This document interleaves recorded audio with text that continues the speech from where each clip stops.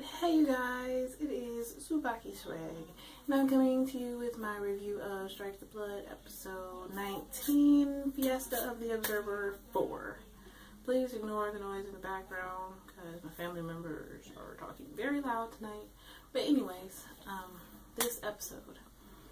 So, pretty much long story short, Tokyo-Gaya is finally vanquished, and Yume is saved, and she gets Le Blue back from her mother, which in a way kind of killed her, because when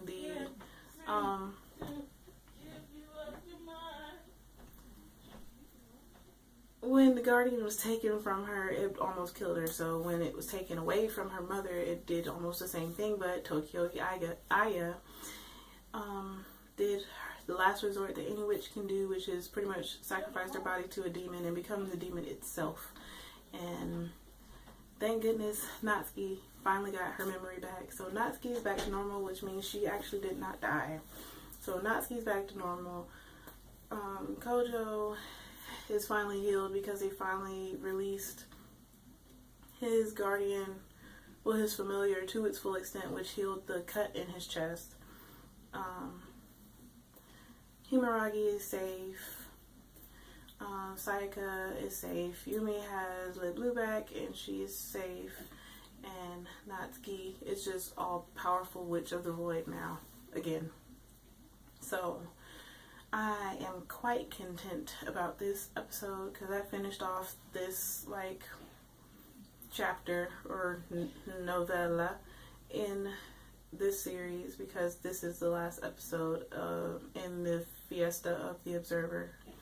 So I thought it was pretty good. And the fight between Himaragi, Natsuki, and Kojo and Tokyo-Gaya was pretty awesome.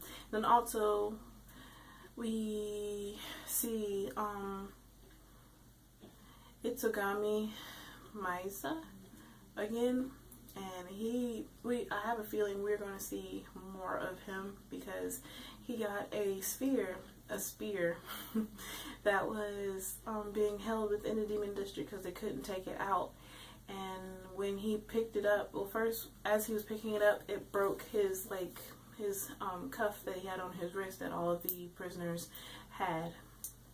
So it looks like he's not going to be going back to the prison barrier, which means that Natsuki, well, they're going to have another fight on their hands soon. I have a very strong feeling that we're going to see Itsugami again, because the fact that that spear broke his cuff and he is pretty much able to roam as he pleases worries me a little bit.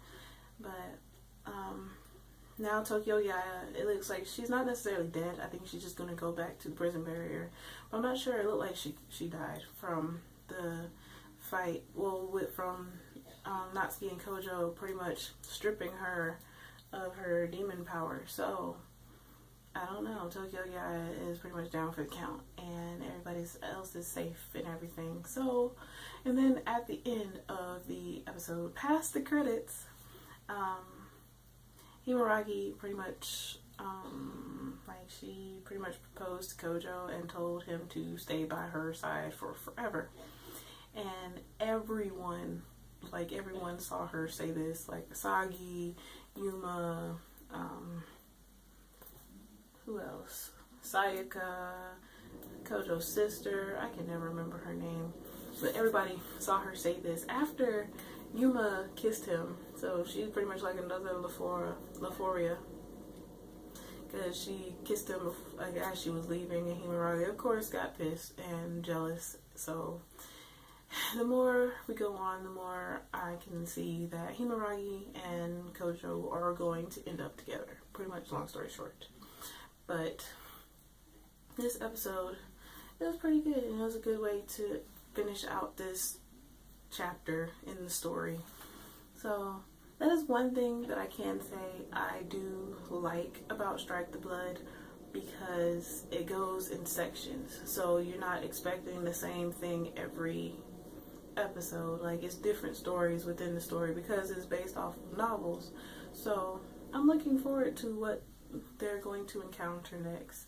And I know we're going to see Itagami again, so I'm looking forward to that as well.